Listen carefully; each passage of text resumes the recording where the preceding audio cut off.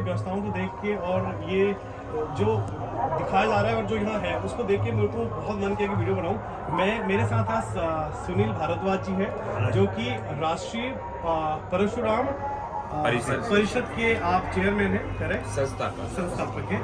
सो यहाँ की व्यवस्था देख के मैं अपने बारे में जितना भी मैं अब तक यहाँ 1 घंटे से घुमा हूँ तो यहाँ की जो व्यवस्थाओं को देख के इतना खुश हुआ कि मेरे को रहा नहीं गया। और हमारे बीच हमारे भाई साहब हैं, भाई साहब थोड़ा सा इसके बारे में बताइए, ये संघ करता क्या है? मैं सबसे पहले प्रयागराज तीर्थराज नगरी में जो ये 144 साल बाद दिव्य कुंभ हो रहा है, इस कुंभ के परिसर में भगवान श्री परशुराम जी के धाम में आप विराजमान है इस समय। और ये राष्ट्रीय परशुराम परिषद का महाशिविर है और इसी में 3 काज भगवान परशुराम जी के हो रहे हैं। एक तो श्री परशुराम धाम जहाँ आप विराजमान हैं, एक माता रेणुका कुटीर, एक उसी के साथ में जुड़ा हुआ है अपने सप्तऋषि पंडाल।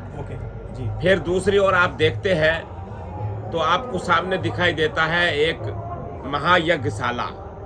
फिर आपको अगला चीज दिखाई देती है श्री परशुराम पंडाल, वो श्री परशुराम कथा पंडाल है।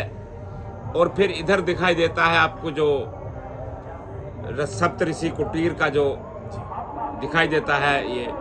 तो यहाँ श्री भगवान परशुराम जी पर जो पिछले 12 वर्षों से काज हुआ और उस काज को लंबे समय के बाद हमारे श्री परशुराम राष्ट्रीय शोधपीठ और राष्ट्रीय परशुराम परिषद के सभी ऐसे सम्मानित सदस्यों ने लगातार शोध करके भगवान श्री परशुराम जी पर हिंदू, सनातन और ब्राह्मण इन तीनों पर काम हुआ है।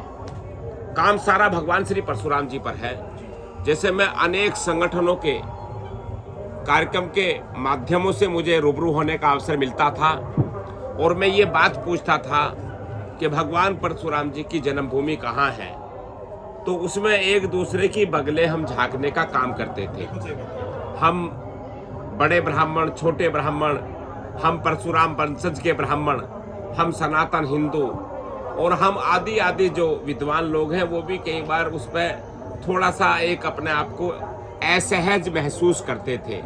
उस परिस्थिति को लेकर के जब भगवान श्री परशुराम जी हमारे सपन में आए और हमसे उन्होंने 12 वर्ष पहले पूछा कि मेरी जन्मभूमि पर दर्शन करने गए थे क्या, तो हम आश्चर्य में पड़ गए और हम पूछने लगे उसी समय से कि भगवान श्री परशुराम जी की जन्मभूमि कहाँ है। तो ये मैंने किस्सा इसलिए आपको बताया कि ये मेरे जीवन की एक बड़ी घटना घटी और उसी में राष्ट्रीय परशुराम परिषद की स्थापना हुई और उसी में श्री परशुराम राष्ट्रीय शोधपीठ की स्थापना हुई। तो भगवान श्री परशुराम जी के जीवन पर जब शोध प्रारंभ हुआ तो उनकी जन्मभूमि 2 दर्जन स्थानों पर आई। 2 दर्जन स्थानों को फिर ये संकट हुआ कि एक कौन सी है इनमें से जहाँ अवतरित जहाँ हुए वो। तो जैसे उत्तर प्रदेश में 5 स्थानों की बात हुई, मध्य प्रदेश में बात हुई, राजस्थान में बात हुई, हरियाणा में बात हुई, गोवा में बात हुई, कर्नाटक में बात हुई, केरल में बात हुई, हिमाचल में बात हुई, अरुणाचल में बात हुई। तो ऐसी आदि आदि राज्यों में भगवान परशुराम जी के उन स्थानों पे मुझे जाने का और मैं समझने की कोशिश करी विद्वानों के साथ जाकर के कि जन्मभूमि कौन सी है ये। तो उसके बाद जब ये सब 2 दर्जन स्थानों पर लंबी बहस चली और मैराथन हरिद्वार में 3 दिवसीय यानी के 72 घंटे अनवरत, रात को कोई विश्राम किसी ने नहीं किया, विद्वानों ने नहीं किया, तो उस पर बड़ी चर्चा हुई कि उसमें चर्चा होने के बाद उसमें जगत गुरु शंकराचार्य जी और हमारे पूज्य राम भद्राचार्य जी, उन सारे आदि आदि संतों का हम सबको मार्गदर्शन मिला और विद्वानों ने अपनी अपनी बात रखी। तो उसके बाद वहाँ पर हमारी 2 भगवान श्री परशुराम जी की जन्मभूमि पर अंतिम निर्णय होने जा रहा था कि 2 जगह में से एक होनी है अभी। तो उसके बाद में फिर ये अवसर मिला काशी विश्वनाथ की धरती पर जगत गुरु शंकराचार्य जी की अध्यक्षता में और देश के बड़े विद्वान कामेश्वर उपाध्याय जी, उन्होंने उसका पूरी अध्यक्षता करी और उन्होंने संचालन किया उसका। उसमें भगवान श्री परशुराम जी की जन्मभूमि घोषणा हुई और वो जन्मभूमि की घोषणा वो इंदौर जाना पाओ मध्य प्रदेश में फाइनल हो गई। उसको भारत सरकार के माननीय गृह मंत्री श्री अमित शाह जी ने उसको पूरा जान करके वहाँ पूजन किया और वहाँ उनका 108 कुंडीय महायज्ञ वहाँ पर संपन्न हुआ और वहाँ मुख्यमंत्री श्री शिवराज सिंह चौहान जी की अध्यक्षता में वो कार्य संपन्न हुआ। उसके बाद में इस सब जानकारी को लेकर के तो ये पहले से ही एक तैयारी थी कि भगवान श्री परशुराम जी के जो लंबे शोध हुए हैं और उनकी जानकारी प्राप्त हुई है, उनके पूरे भारतवर्ष के अंदर 56 स्थानों की जानकारी प्राप्त हुई। भगवान श्री परशुराम जी के 21 स्थानों पर युद्ध भूमि की जानकारी प्राप्त हुई और उनके भगवान श्री परशुराम जी का चालीसा एक लिखा गया विद्वानों के माध्यम से। उन्हीं की भगवान श्री परशुराम जी की आरती एक निर्मित हुई।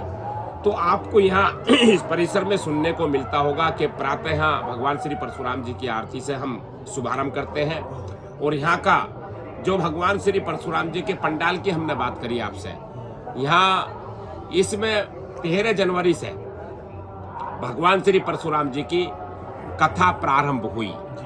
बड़े बड़े लोग, हम सब लोगों ने देखा कि कोई हमें कथावाचक नहीं मिलता था कि भगवान श्री परशुराम जी की कथा कोई कर रहा है। तो क्या हम पंडालों को ऐसे चलते कर सकते हैं, क्योंकि माइक चलते बात कर सकते हैं? मैं आपके साथ एक चीज मैं पूछना चाहूंगी आपसे कि ये संस्था दिल्ली में कहाँ से चल रही है? ये दिल्ली में इसके प्रदेश अध्यक्ष है और वो धर्मेंद्र जी हैं अभी, और हमारे परशुराम, इसके राष्ट्रीय परशुराम परिषद के 2 विंग है।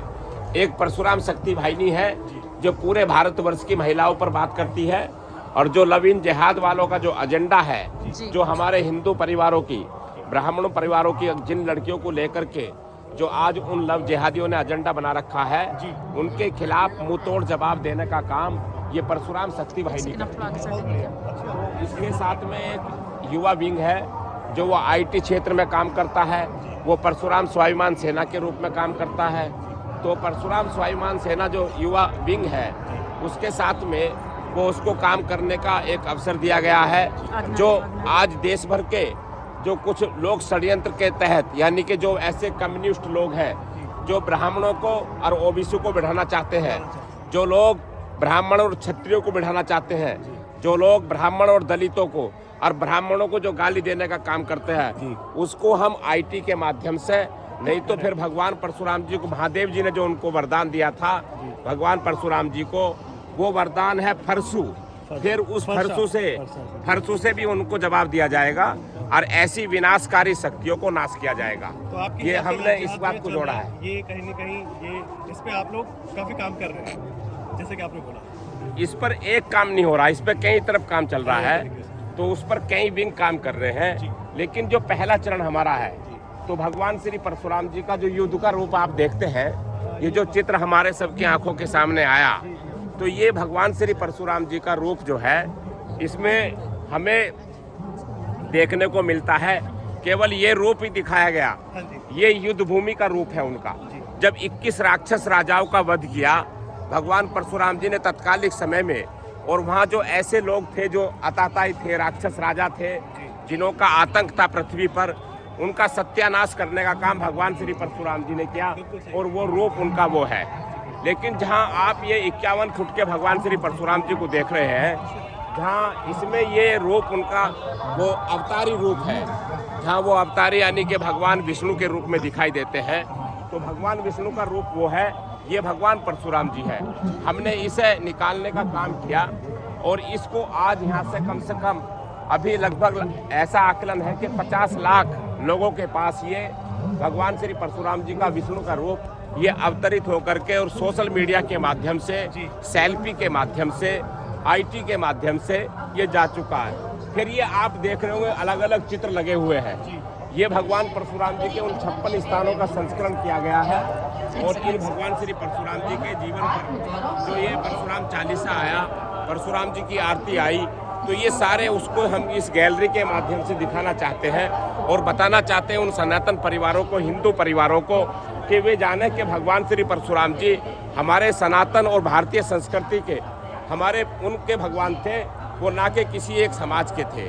तो भगवान विष्णु के वो अवतार 6वें रूप में आए, उन्होंने ऐसी चीज़ों को यहाँ पर प्रदर्शन करने का और बताने का हमें अवसर। ये पंडाल आपने देखा होगा, ये कथा का पंडाल है जहाँ से पहली बार भगवान श्री परशुराम जी की कथा प्रारंभ हो रही है और वो हमारे देश के सनातनियों के और भारतीय संस्कृति के रूप में इस कथा पंडाल से ये भगवान सूर्य परशुराम जी की कथा ये प्रथम बार यहाँ से हो रही है। आप लोग इतने बड़े समाज में अपनी बात को फैलाते हैं, क्या आपने कभी भगवान श्री परशुराम जी की कथा सुनी है? नहीं। लेकिन इस परिसर में आपको भगवान श्री परशुराम जी की कथा का भी श्रवण करने का अवसर मिलेगा। क्या बात है। तो ये राष्ट्रीय परशुराम परिषद ने इसको रखने का एक प्रयास किया है।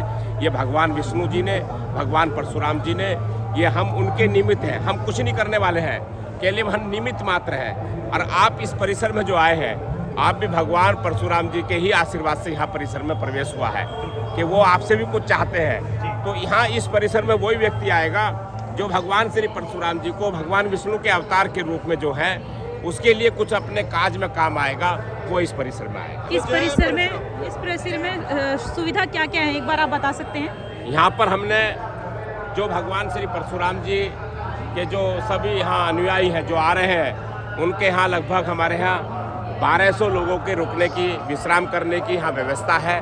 उनके यहाँ भोजन जलपान की व्यवस्था है। यहाँ कथा का पंडाल है। यहाँ एक महायज्ञशाला है। उस महायज्ञ के माध्यम से जो है यहाँ पर जो लगातार अनवरत जो है 13 जनवरी से यहाँ पर पूरा अनुष्ठान चल रहा है।